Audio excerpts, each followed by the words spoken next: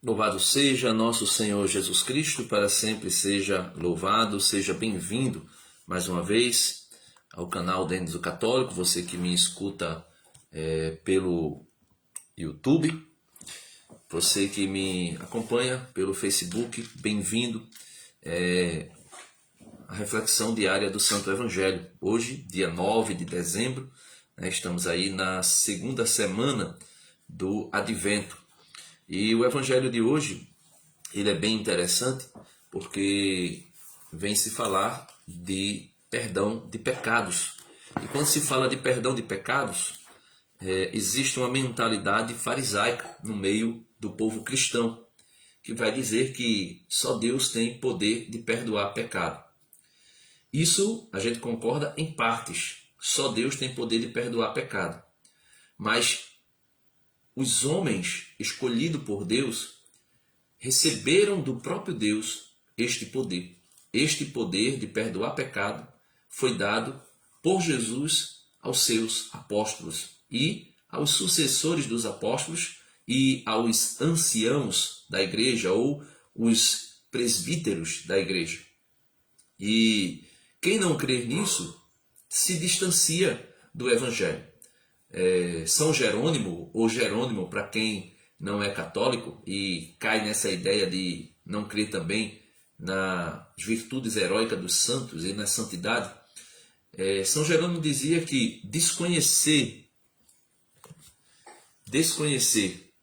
da Escritura é desconhecer Jesus. Não conhecer as Escrituras é não conhecer Jesus, dizia São Jerônimo. E hoje nós vamos ver o Evangelho, e o Evangelho vai tratar disso, de perdão de pecados, né? E com isso, muita gente vai dizer que não existe possibilidade de homens perdoar pecados. Mas vamos ver, vamos lá. Em nome do Pai, do Filho e do Espírito Santo. Amém. Vinde, Espírito Santo, enchei os corações dos vossos fiéis e acendei neles o fogo do vosso amor. Enviai, Senhor, o vosso Espírito, e tudo será criado, e renovareis a face da terra. Oremos. Ó Deus, que instruísse os corações dos vossos fiéis com a luz do Espírito Santo, fazei com que apreciemos retamente todas as coisas, segundo o mesmo Espírito, e gozemos sempre de sua eterna consolação, por Cristo nosso Senhor. Amém. Abri, Senhor, nossos lábios, e a nossa boca anunciará o vosso louvor. Vinde, ó Deus, em nosso auxílio. Senhor, apressai-vos e socorrei-nos. Amém. Em nome do Pai, do Filho e do Espírito Santo. Amém. Então vamos lá. Estou gravando aqui no Facebook porque quero deixar, né? Mas depois colocarei no meu canal do YouTube. Então, o Evangelho de hoje é tirado de São Lucas, capítulo 5, versos do 17 até o 26. Eu vou ler o texto e depois nós vamos meditando sobre as palavras de Jesus nesse texto.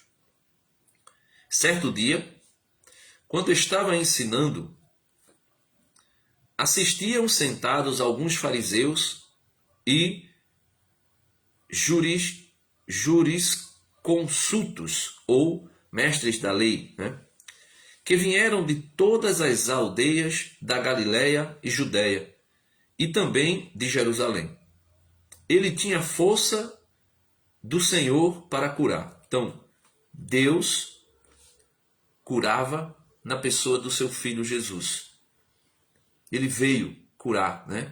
O livro do profeta Isaías vai dizer que uma das características do Messias era ressuscitar, curar, expulsar demônios, fazer curas como fazer cegos enxergar e assim sucessivamente. Tanto é que quando os discípulos de João Batista, enviados por João Batista, vão até Jesus e perguntam a Jesus: tu és aquele que nós devíamos esperar ou devemos esperar por outro? A resposta de Jesus não é eu sou nem não sou. A resposta de Jesus é: vai dizer a João Batista que os cegos veem, os mudos falam, os surdos ouvem, os aleijados andam, os mortos ressuscitam.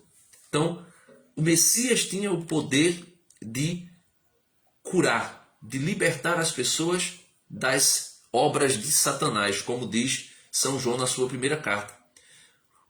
O Messias, o Filho do Homem, veio para destruir as obras de Satanás. Então, todas essas obras, todas essas doenças, enfermidades, cura, possessão, tudo são obras de Satanás, direta ou indiretamente. Então, Jesus veio para isso. Ele tinha força do Senhor para curar. Então, os fariseus, os mestres da lei, estavam aí de diversas aldeias observando Jesus. Então, versículo 18. Uns homens que levavam um paralítico numa maca tentavam introduzi-lo e colocá-lo diante de Jesus. Não encontrando modo de fazê-lo, por causa da multidão, subiram ao terraço e entre as telhas o desceram com a maca no centro diante de Jesus. Vendo a fé deles, disse-lhe: Homem, teus pecados estão perdoados. Então, quando Jesus viu a fé daqueles homens, disse para o paralítico: os teus pecados estão perdoados. Até aqui, meus irmãos, Jesus tinha feito curas apenas corpóreas, curas no corpo, curas físicas. E agora Jesus cura esse homem de uma doença espiritual, o pecado, a lepra do pecado. Então Jesus, vendo a fé deles, disse-lhe, disse ao homem, o paralítico: Homem, teus pecados estão perdoados. Os fariseus e os letrados começaram a pensar, como muita gente hoje. Talvez você esteja até dentro de uma comunidade cristã, que não é católica, uma igreja, o pessoal chama de igreja, mas a gente chama de comunidade eclesial de base, ou seja, uma comunidade cristã que se originou por diversos motivos, que não vem ao caso. E aí, essas pessoas que estão muitas vezes dentro dessas igrejas, quando se fala de perdão do pecado por meio de homens, eles vão fazer a mesma coisa que os fariseus fizeram. Veja, vendo a fé deles, disse-lhe: Homem, teus pecados estão perdoados. Os fariseus e os letrados começaram a pensar: quem é esse que diz blasfêmia? Então, dizer que um homem tem poder de perdoar pecado, no mundo atual hoje, é uma blasfêmia. As pessoas vão dizer: isso é blasfêmia, está blasfemando. Porque o homem não tem poder de perdoar pecado. É o que nós vamos ver, se tem ou se não tem. Se lhe foi dado ou se não foi dado. Veja, os fariseus e os letrados começaram a pensar: quem é esse que diz blasfêmia? Por quê? Porque eles não viam Jesus como Deus. Entendam, eles viam Jesus como homem.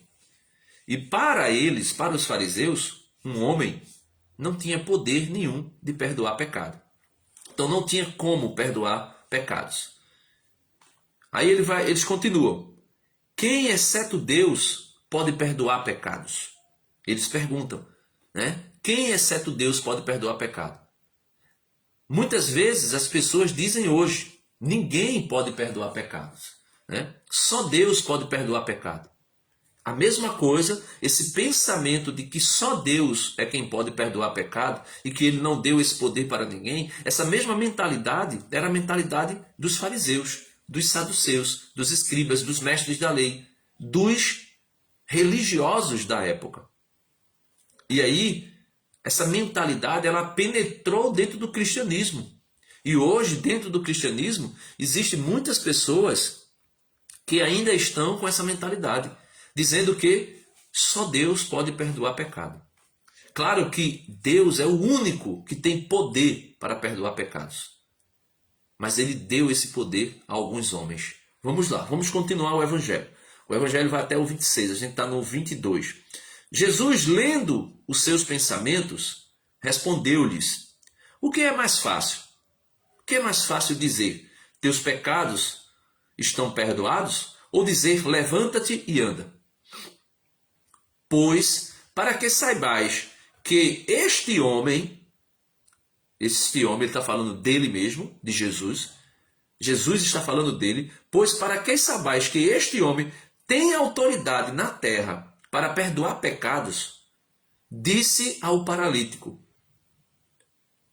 falo contigo, levanta-te, carrega a tua maca e vai para casa. Imediatamente se levantou o paralítico diante de todos, carregou o que havia sido seu leito e foi para casa, dando glória a Deus. Cheios de espanto, diziam: hoje vimos coisas incríveis. Aqui, São Lucas, ele escreve, né, para uma comunidade não judia. Aí ele vai dizer que hoje vimos coisas incríveis. Mas esse texto tem paralelos, né? Por isso existem os 3 evangelhos, Mateus, Marcos e Lucas, que nós chamamos de evangelhos sinóticos, né? Ou evangelhos que são parecidos, que têm a mesma origem, podemos assim dizer, do texto. Então, no evangelho de São Mateus, capítulo 9, do 1 ao 8, está sendo narrada essa mesma história aqui do paralítico, que foi colocado diante de Jesus. Em Marcos, capítulo 2, versos do 1 ao 12, também está sendo narrada a mesma história desse paralítico. Vamos ver em Mateus, capítulo 9, versículo do 1 ao 8. E aí eu não vou explicar, eu vou ler até o versículo... o versículo... aqui, né? Eu vou ler até o versículo... Mateus 9, do 1 ao 8. Pronto. Eu vou ler o texto, que é o texto bem parecido, né? A maneira que São Mateus escreve com a que Lucas escreve. Mas vamos ver o finalzinho. Tenha paciência e vamos lá, né?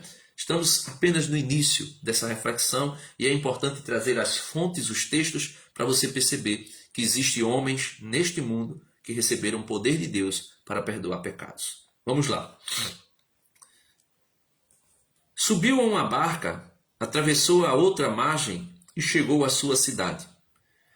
Levaram-lhe um paralítico estendido numa maca.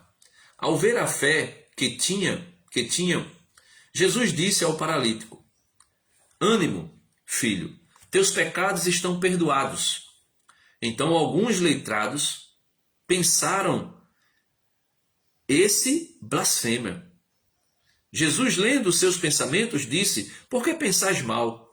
O que é mais fácil? Dizer, teus pecados estão perdoados? Ou dizer, levanta-te e caminha? Pois para que saibais que este homem, Jesus Cristo, tem autoridade na terra para perdoar pecados, dirigindo-se ao paralítico, disse-lhe: levanta-te, toma a maca e vai para casa. Então, o questionamento era sobre o perdão dos pecados. Se homens tinham poder para perdoar pecados. Ele se levantou e foi para casa. Versículo 8. Ao ver isso, a multidão ficou espantada e dava glória a Deus por ter dado tal autoridade aos homens. O texto, se você pegar até uma Bíblia protestante, uma Bíblia evangélica, essa Bíblia aqui, a Bíblia NVI, né? Uma Bíblia NVI que é protestante, Bíblia NVI protestante, você vai ver que, deixa eu pegar aqui, Mateus capítulo 9, versículo 8. Mateus 9, 8. Pronto, Mateus 9. Oi, meu amor, bom dia. Bom dia. Papai está gravando aqui. Vai aparecer? Deus te abençoe. Meu bebê que acordou. Olha, ô Maria, faça as coisas certinhas, viu? Escovar os dentes, tudinho, tá? Daqui a pouco o papai vai. Então, Bíblia protestante, né? Bíblia evangélica, né? Bíblia de estudo NVI, né? Nova versão internacional. Capítulo 9 de São Mateus, versículo 8 vai dizer: vendo isso, a multidão ficou cheia de temor e glorificou a Deus, que dera tal autoridade aos homens. Então você vê aqui que até uma Bíblia evangélica, ela vai dizer, né? Aqui, ó, que deu tal autoridade. Não sei, eu sei que não vai dar para ver, né? Mas talvez você dê um print aí na tela. Aqui, ó. Deu tal autoridade aos homens. Então, se só Jesus tivesse recebido esse poder de perdoar pecado, São Mateus não teria dito que Deus deu tal autoridade aos homens, mas teria dito que Deus deu tal autoridade ao homem Jesus. Mas disse que deu aos homens. Sim, Denis, ok, tu está dizendo isso, mas mostra outro texto que comprove Deus dando autoridade aos homens. Nesse mesmo livro de São Mateus que nós estamos, veja aí São Mateus 28. Eu não tinha pensado nesse texto, mas Deus, o Espírito Santo trouxe à minha mente agora. Veja aí São Mateus capítulo 28. São Mateus capítulo 28, versículo 19, eu acho que é, né? Mateus 28, 19. Pronto, vamos lá. Mateus 28, 18. Né? Vamos por 16. Os 11 discípulos, porque Judas tinha morrido, né? Os 11 discípulos foram a Galiléia, ao monte que Jesus lhe havia indicado.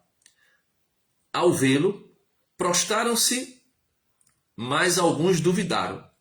Jesus se aproximou e lhe falou. Concederam-me, e aquele concederam, quem é? Deus Pai, né? E o Espírito Santo. Concederam-me plena autoridade no céu e na terra. Então, todo poder, toda autoridade foi dada a Jesus no céu e na terra.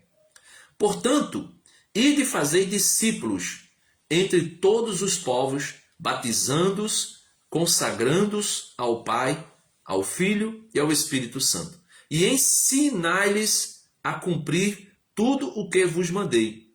Eu estarei convosco sempre, até o fim do mundo.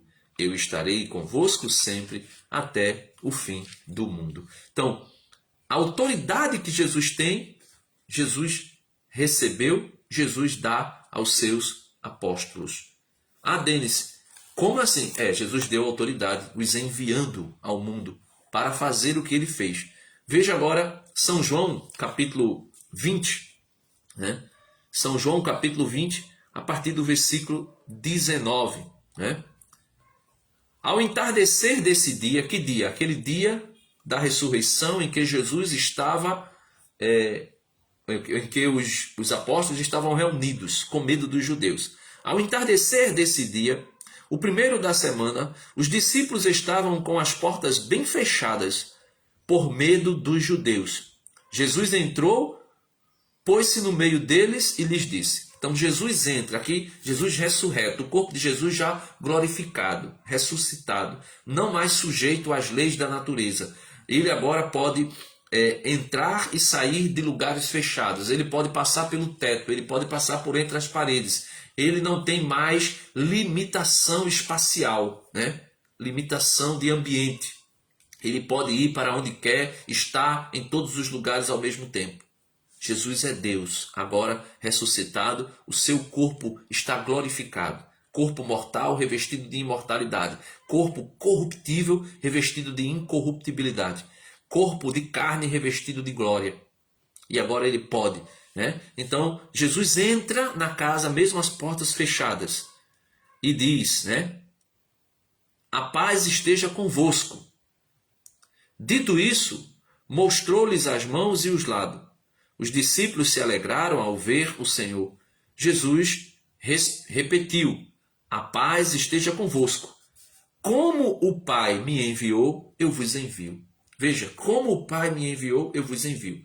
Jesus disse que foi enviado por Deus Pai não para condenar o mundo, mas para salvar o mundo.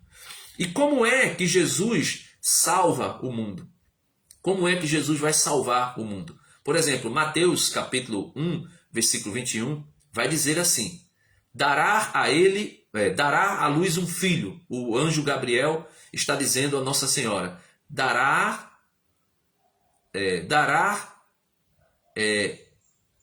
à luz a um filho, e porás o nome dele Jesus, porque ele salvará o seu povo dos seus pecados. Lucas capítulo 1, versículo 77 vai dizer: anunciando ao seu povo a salvação pelo perdão dos pecados. Essa é a missão de Jesus. Então, Jesus veio para salvar. E salvar como?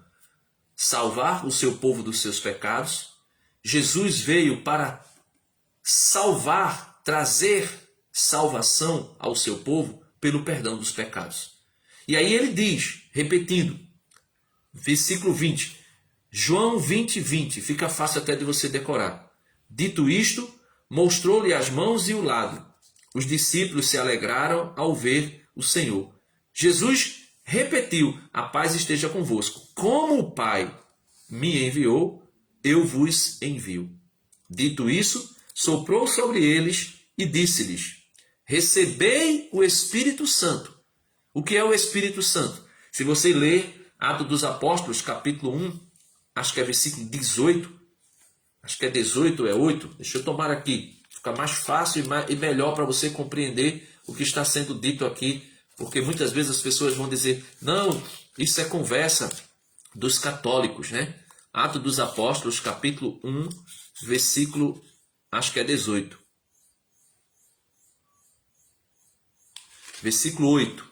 Atos dos Apóstolos, capítulo 1, versículo 8. Mas recebereis a força do Espírito Santo, que virá sobre vós, e sereis minhas testemunhas em Jerusalém, na Judéia, na Samaria e até os confins do mundo. Então, Jesus soprou sobre eles o Espírito Santo. Veja, disse-lhes, Jesus repetiu: a paz esteja convosco, como o Pai me enviou, eu vos envio. Dito isto, soprou sobre eles e disse-lhes: recebei o Espírito Santo. Então veja, aquele Espírito Santo que em Atos dos Apóstolos foi para os apóstolos e mais outras pessoas que estavam com ele, vai se dizer lá no Atos dos Apóstolos que tinha aproximadamente 120 pessoas, aquele sopro do Espírito Santo era de uma maneira geral, para que as pessoas pudessem ser guiados pelo Espírito Santo. E através do Espírito Santo ter dons espirituais para servir a comunidade. Mas aqui existia um Pentecostes quase que particular.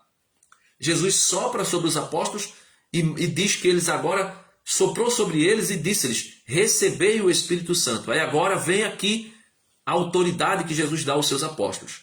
A quem perdoardes os pecados, ficarão perdoados. A quem os mantiverdes, ficarão mantidos.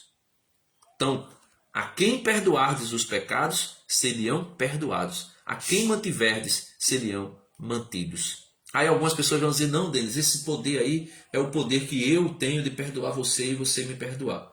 Então vamos lá. Você que está me escutando aí agora, você que está me ouvindo, você pecou contra mim. Você pecou contra mim. Você cometeu um pecado contra mim. Certo? Se fosse a respeito desse perdão, eu perdoar você e você me perdoar. Veja, você pecou contra mim. Aí eu estou na minha casa. Você se arrepende do pecado que você cometeu. Você se arrepende. Você diante de Deus, cheio do Espírito Santo, você se arrepende. Aí você vem até mim pedir perdão. Você me pede perdão. Aí Jesus está dizendo: se essa pessoa vem até mim e me pede perdão, aí eu perdoo. Ok, se eu perdoei, o pecado dela está perdoado. Só que Jesus vai dizer que se essa pessoa vem me pedir perdão, aí ele diz: a quem vocês perdoardes, se estarão perdoados.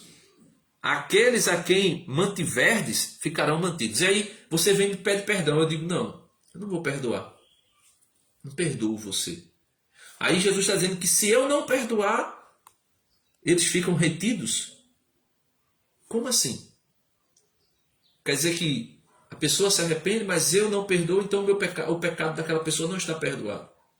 Não, isso aqui nós podemos ver nitidamente que é uma questão ministerial, é uma questão de reconciliação. Deus reconcilia o mundo inteiro no seu Filho.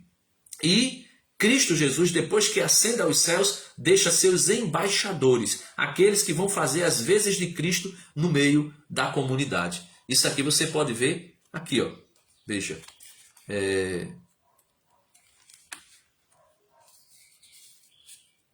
Coríntios, capítulo 5. Não acredito que eu não marquei. 2 Coríntios, capítulo 5, a partir do verso 17. Veja, 2 Coríntios 5, 17. Se alguém é cristão, é criatura nova. O que era antigo passou, chegou o novo. Então, esse ser cristão aqui não é somente alguém levantar a mão e dizer eu aceitei Jesus. Não é isso. Isso não é ser cristão. Isso é declarar a fé em Jesus. Eu posso declarar, olha, eu agora a partir dessa pregação que você fez, eu creio em Jesus.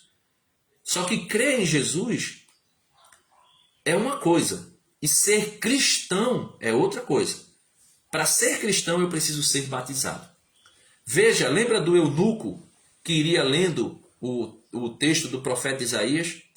E Deus, na pessoa do Espírito Santo, envia Filipe até o eunuco. Filipe vai até o eunuco e pergunta, entendes tu o que estás lendo? O eunuco vai dizer, como posso entender se não tem quem me explique? Está em Atos dos Apóstolos, capítulo 8. Aí, esse homem aqui do texto, o eunuco diz, está falando dele mesmo ou de outro? Aí Filipe, cheio do Espírito Santo, explica o profeta Isaías e toda a história da salvação àquele eunuco. E quando Filipe termina de explicar, eles estão indo, eles verem um riacho ou ver um poço, alguma coisa que seja, e o eunuco vai dizer, olha, aqui tem água, o que me impede de ser batizado?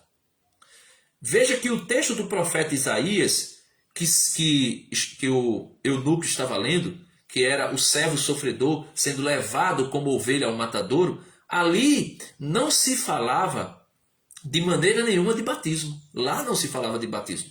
Mas Filipe fala do batismo. Então Filipe começa a falar de Jesus para aquele eunuco a partir do sofrimento de Cristo, que seria o Calvário, e depois ele vai falar de um novo nascimento, do batismo, ser batizado. É o que Jesus ensina em João capítulo 3, falando com Nicodemos, aquele diálogo com Nicodemos. Ele diz a Nicodemos, olha, Nicodemos, necessário é nascer de novo. E Nicodemos diz, como é possível nascer de novo já sendo velho? Como é possível? Será que eu terei que entrar de novo no ventre da minha mãe? Aí Jesus vai dizer, Nicodemos, tu que és um homem letrado, não entendes o que eu estou dizendo? Quem nasce da carne é carne. Quem nasce do Espírito é Espírito. É preciso nascer de novo da água e do Espírito. Ou seja, quando nós somos batizados em nome do Pai, do Filho e do Espírito Santo, nós recebemos em nós o Espírito Santo. Não somente o Espírito Santo, mas o Pai, o Filho e o Espírito Santo, a Santíssima Trindade, habitando em nós. E a partir desse momento, nós nascemos da água e do Espírito. Então, nascer de novo. Então, chegou o novo. Então, quando São Paulo está dizendo aqui, 2 Coríntios 5,17, se alguém é cristão, é criatura nova. O que era velho, o que era antigo passou. Chegou o novo. O que era antigo passou. Chegou o novo. E chegou o novo como? A partir do quê? A partir do batismo. São Paulo vai dizer na carta aos Romanos que nós somos batizados na morte de Cristo e como Cristo ressuscitou, nós ressuscitamos. Antigamente, todos os batismos eram feitos em lagoas ou riachos, em rios. E as pessoas eram mergulhadas 3 vezes na água. Era por emissão, né? A igreja faz também por aspersão, entendendo que não é a quantidade de água que vai tornar eficaz o batismo. O importante é que tenha a matéria chamada água. Tanto é que você vê a igreja luterana, né, do primeiro protestante, a igreja anglicana do Henrique VIII, outro protestante que se separou da igreja católica, a igreja de Calvino, né, a igreja presbiteriana, todos eles batizam colocando água sobre a cabeça. Então, batizar somente mergulhando é um costume das igrejas pentecostais e neopentecostais. Então, a partir do batismo, a pessoa se torna uma nova criatura.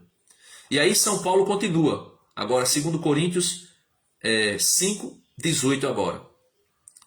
E tudo é obra de Deus, o batismo e outras coisas, né?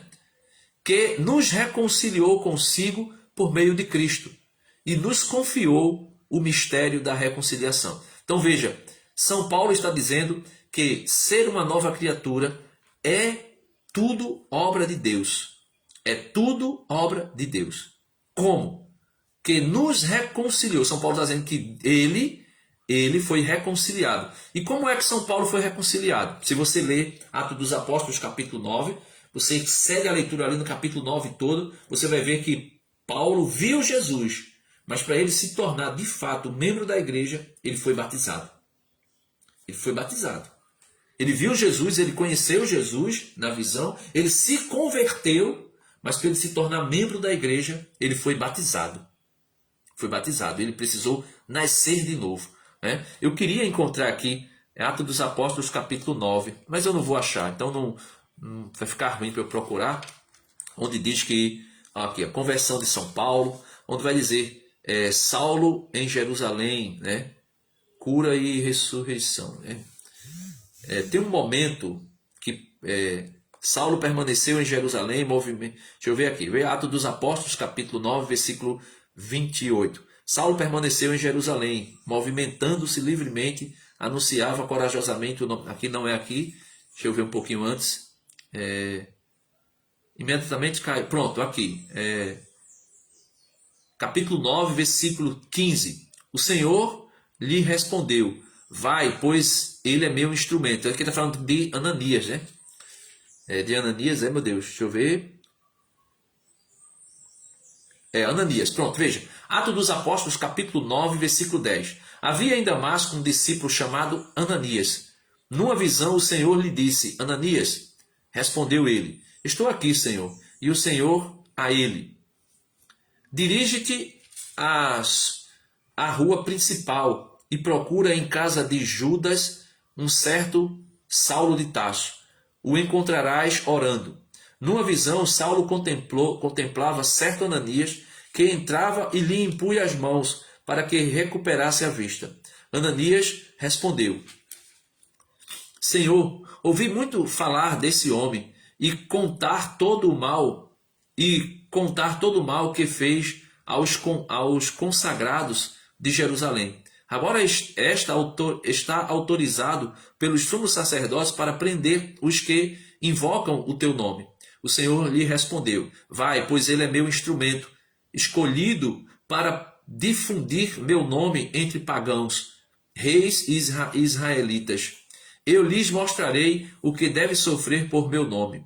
Ananias saiu, entrou na casa e lhe impôs as mãos, dizendo: Irmão Saulo, o Senhor Jesus me enviou, que ele te apareceu quando vinhas, aquele que te apareceu quando vinhas para Damasco, para que recuperes a visão e te enchas do Espírito Santo. Imediatamente caíram dos seus olhos umas como escama, recuperou a visão, levantou-se, batizou-se, comeu e recuperou as forças, e ficou alguns dias com os discípulos de Damasco. Então veja, versículo 18, imediatamente caíram de seus olhos umas como escamas, recuperou a visão, levantou-se, batizou-se, comeu e recuperou as forças, e ficou alguns dias com os discípulos de Damasco. Então, quando alguém se torna nova criatura? Quando crê em Jesus, sim. Mas como se torna nova criatura e membro da igreja? Quando é batizado. Aí, veja, e o batismo de Saulo foi na casa, dentro da casa. Talvez tivesse algum lago lá, alguma coisa, ou algum tanque, mas provavelmente Ananias batizou Saulo colocando água sobre a sua cabeça, como fizeram muitos na igreja primitiva. Mas voltando aqui, esse Saulo que se tornou nova criatura, e como foi que ele se tornou nova criatura? E tudo é obra de Deus, que nos reconciliou consigo mesmo por meio de Cristo e nos confiou o ministério da reconciliação. Então os apóstolos receberam do próprio Cristo o ministério da reconciliação. Aí ele vai dizer o que é o ministério da reconciliação. Isto é, Deus estava, por meio de Cristo, reconciliando o mundo consigo, não lhe apontando os delitos, ou seja, não lhe apontando os pecados, e nos confiou a mensagem da reconciliação. Somos embaixadores de Cristo, e é como se Deus falasse por meio de nós.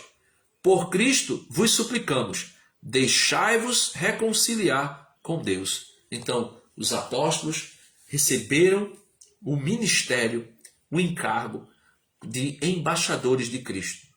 E com Cristo, ou melhor, e por Cristo, e com o Espírito Santo, eles exercem o ministério de Cristo, de reconciliar o mundo com Deus, de reconciliar o mundo com Deus Pai, por meio de Cristo, por meio do sacrifício de Cristo.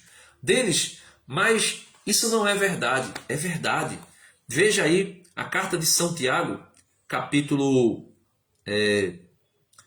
5, versículo 12. Capítulo 5, versículo 12. Você vai ver que não é todo mundo que pode sair perdoando o pecado, mas apenas aqueles que foram feitos embaixadores de Cristo, ou seja, os bispos e os presbíteros, os anciãos que foram ordenados por eles. E na Igreja Católica nós cremos que os 12 apóstolos, assim como Judas morreu, enforcou-se, e Pedro, no Atos dos Apóstolos, capítulo 1, vai eleger Pedro junto com o Espírito Santo, através de oração e de um sorteio, vai eleger Matias para assumir o lugar de Judas Iscariotes, que ficou vazio. E aí vai se elegendo bispos.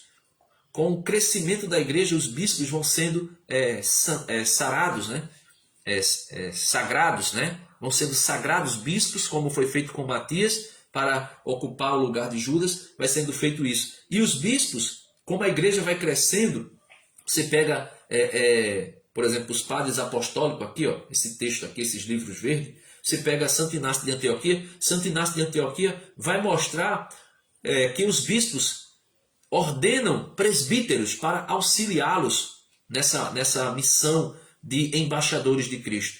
A carta de Clemente aos Romanos, não está na Bíblia, mas está aqui, ó, nesses textos, chamado patrística.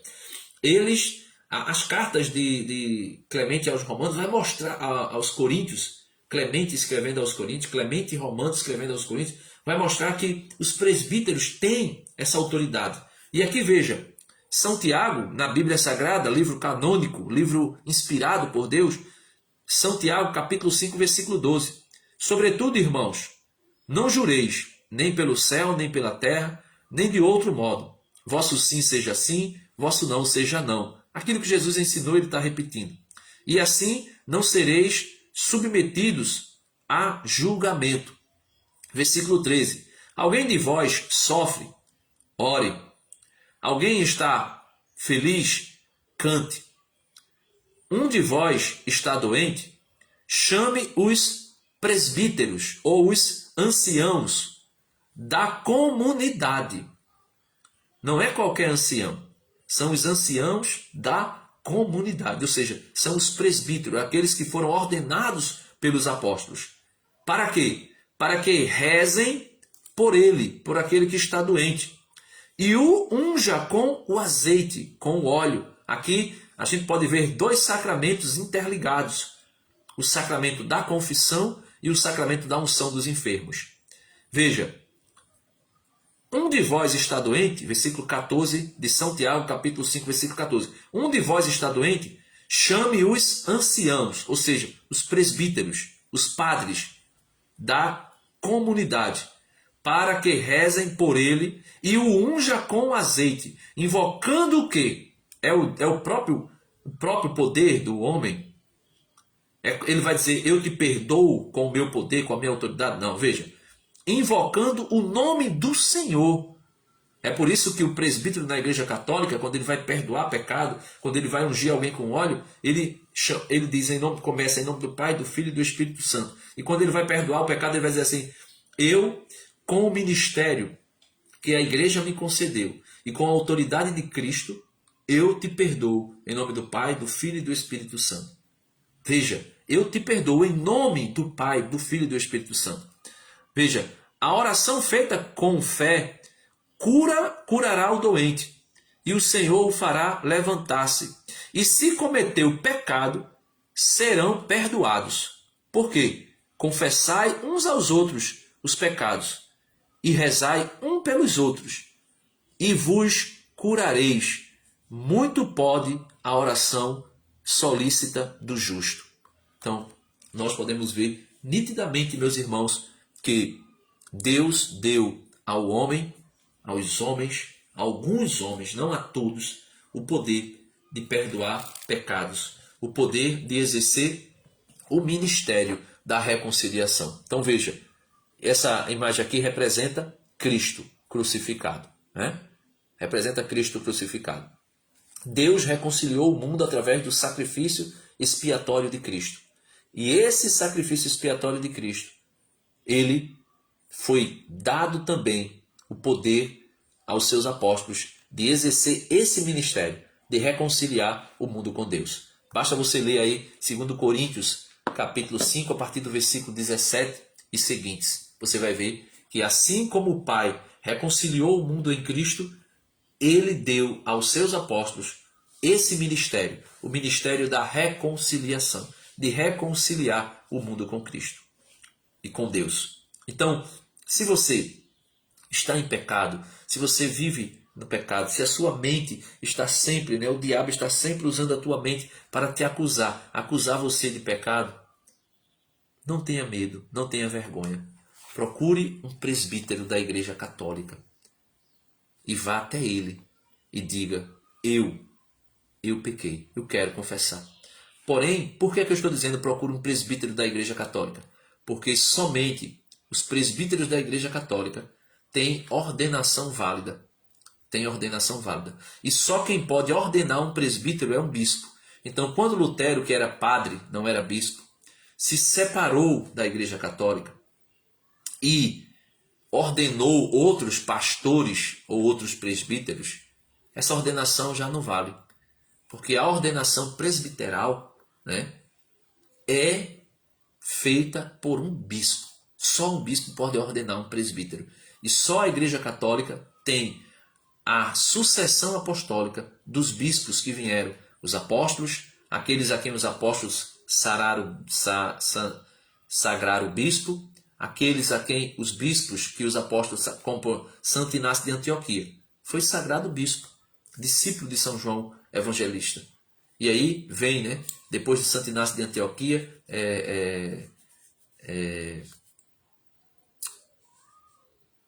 Eusébio de Cesareia, e outros e outros. Então, é isso aí, meus irmãos. Deus deu também poder aos homens para perdoar pecado. Agora, quais homens? Os homens, os presbíteros da Igreja Una, Santa, Católica e Apostólica.